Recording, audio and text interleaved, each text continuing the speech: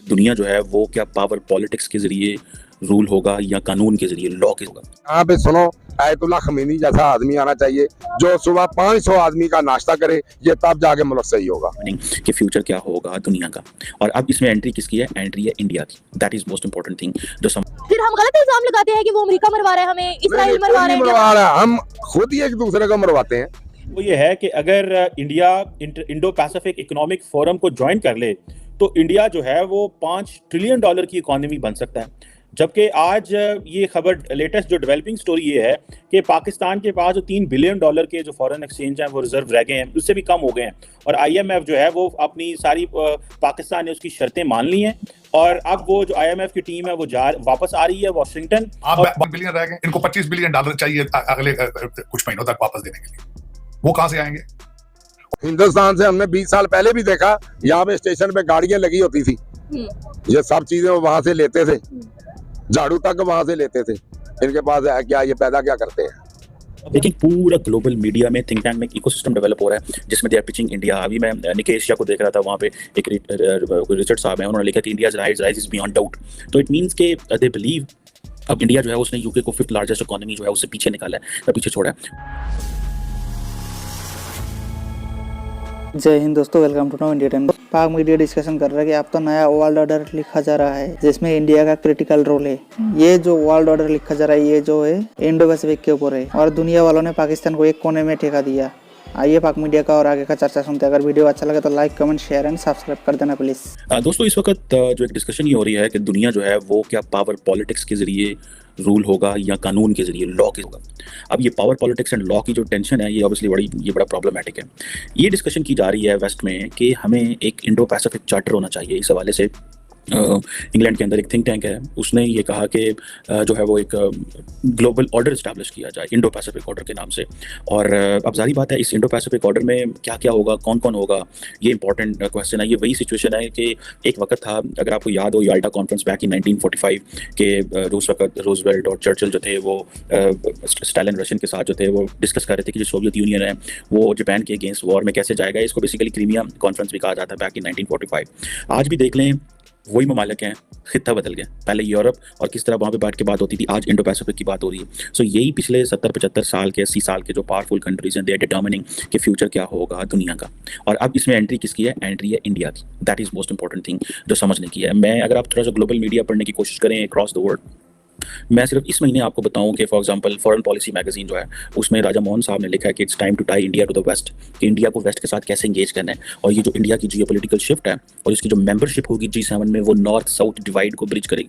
हालांकि immediately India doesn't represent the south, immediately इस वक्त की बात हो रही है। और फ्यूचर में कितना वो कर पाएगा और उसमें चाइना का क्या किरदार होगा। लेकिन क्योंकि India as a democracy, India as a backing and support of the western countries, ठीक है, तो India at the same time wants to get a backing and support of the western countries and to be while sitting in the north.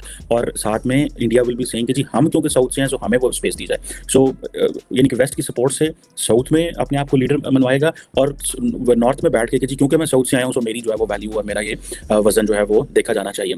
और वो कहा जा रहा है कि ये जो इंडिया की डुअल ओरिएंटेशंस हैं ये बड़ी, यानी कि जिसे वो कहते हैं ना कि एक तरफ वो रशिया के साथ भी है ताल्लुकात हैं, वेस्ट के साथ भी ताल्लुकात हैं, फिर वो साउथ से भी है and it has a potential as well. So ये वो सारी चीज़ें हैं that give a lot of value. अभी मैं देख रहा था कि फॉरेन अफेयर्स मैगजीन में शिव शंकर मेनन ने एक आर्टिकल लिखा कि आउट ऑफ अलाइनमेंट और ये जो नॉन वेस्टर्न पार्ट्स हैं उनके हवाले से। सो अब देखें पूरा ग्लोबल मीडिया में थिंक टैंक में इकोसिस्टम डेवलप हो रहा है जिसमें दे आर पिचिंग इंडिया। अभी मैं निकेश को देख रहा था, वहाँ पे एक रिचर्ड साहब है, उन्होंने लिखा कि India's rise is beyond doubt. तो इट मीन्स के दे बिलीव अब इंडिया जो है उसने यूके को 5th लार्जेस्ट इकोनॉमी जो है उससे पीछे निकाला है, पीछे छोड़ा है। और कहा जा रहा है कि उसकी आबादी बढ़ रही है, ठीक है जी, और आबादी बढ़ने की वजह से वो कल को चाइना को भी पीछे छोड़ सकता है। और इस साल वो G20 की समिट जो है वो होस्ट कर रहे हैं और इंडिया जो है वो G20 की जो समिट है they are not hosting it like other countries, they are taking it as an opportunity to be the global leader, they are taking this as opportunity to be the leader, ठीक है जी। और दुनिया में मुल्कों में भी G20 की leadership है, लेकिन the whole country has not mobilised and moved the way it is mobilising and moving in India. Obviously इसकी भी पीछे भी there are all political logics and political gains of the current political dispensation in New Delhi. अब जारी बात है India की जो GDP ग्रोथ रेट को देखें या उसकी जो ओवरऑल अंडरस्टैंडिंग को देख लें तो obviously they are making it impact बना रहे हैं पूरी दुनिया के अंदर। अब ये जो चार्टर की बात हो रही है ये समझने की ज़रूरत है। देखिए चार्टर नॉर्मली ये क्या सिंपल सी बात है, ठीक है जी। चार्टर आप इसलिए बनाते हैं ताकि आप at the end of the day आप एक रूल्स बेस्ड ऑर्डर एस्टैब्लिश करें, ठीक है जी। अब वो कहते हैं जी कि जो रशिया है उसने यूक्रेन की इन्वेजन की पिछले साल, इससे पहले 2014 में रशिया ने क्रीमिया को नेक्स्ट कर लिया।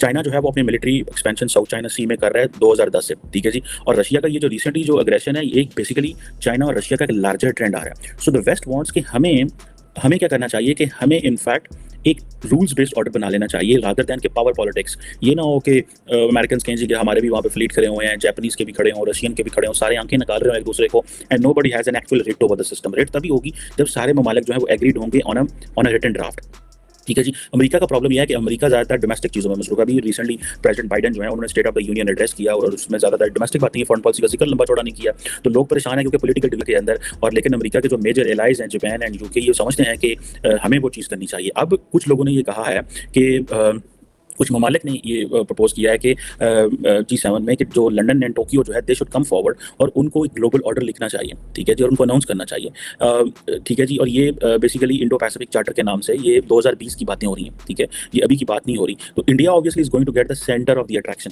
यहाँ पे मैं क्वेश्चन करता हूँ अक्सर अपनी पाकिस्तानी लीडरशिप को।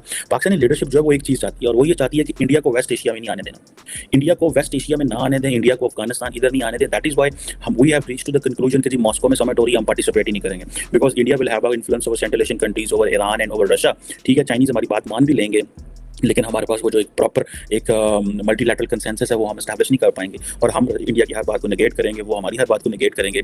तो ये अगर हम अफगानिस्तान के ऊपर जो मैं समझता हूँ, हम ये कहते हैं कि हम बस एक दीवार खींच दें, इंडिया को इस तरफ ना आने दें, अफगानिस्तान वाली साइड पे उनको हम उधर ही रहने दें। और अगर इंडिया जो है उसने इंगेज करना भी है सेंट्रल एशिया और अफगानिस्तान के साथ और बाकी ममालिक के साथ, तो ठीक है, सी रूट्स हैं वहाँ से जाएँ। और फिर ये लोग कहते हैं कि पाकिस्तान में जो भी हो रहा है, वज़ीर आज़म भी उतर रहा है, बम धमाके हो रहे हैं, कुछ भी हो रहा है, आटा महंगा हो रहा है, वो सब इंडिया करवा रहा है, सेल करवा रहा है, अमेरिका करवा रहा है। यहाँ पे सुनो, आयतुल्ला खमीनी जैसा आदमी आना चाहिए जो सुबह 500 आदमी का नाश्ता करे, ये तब जाके मुल्क सही होगा। बाकी ये जितने हुक्मरान कहें ये सब चोर और डाकू हैं, कोई अवाम का नहीं सोच रहा। सर आखिरी सवाल आपसे मैं यहाँ पर ये पूछना चाहूंगी, यहाँ पर कोई भी वज़ीर आज़म उतरता है, आटा महंगा होता है, बम धमाके होते हैं, हम कहते हैं अमेरिका ने करवाया, इसराइल ने करवाया, इंडिया ने करवाया, क्या ये जो सब चीजें कुछ नहीं करवाते, ये खुद ही एक दूसरे के ऊपर हमले करवाते हैं। क्या मिलता है इनको ही करवा कर? ये हम लोगों की पैसे बांटते हैं, कमाते हैं, हम लोग जितने मरेंगे इनको पैसे मिलेंगे डॉलरों में, यानी हम मरेंगे तो इनको इनको डॉलरों में पैसे मिलते हैं। इतने आदमी पाकिस्तान के एक्सपायर करवाए हैं, उनकी पेमेंट दे दो, वो किसी ना किसी तरीके में सबको, ये नहीं है एक, ये सब एक जैसे लोग हैं। फिर हम गलत इल्जाम लगाते हैं कि वो अमेरिका मरवा रहा है हमें, इसराइल मरवा रहा है, हम खुद ही एक दूसरे को मरवाते हैं, खुद ही मरवाते हैं। आप ही एक साइड पे चली जाए, आपकी तरफ ही 100 आदमी उंगली उठाने वाला होगा।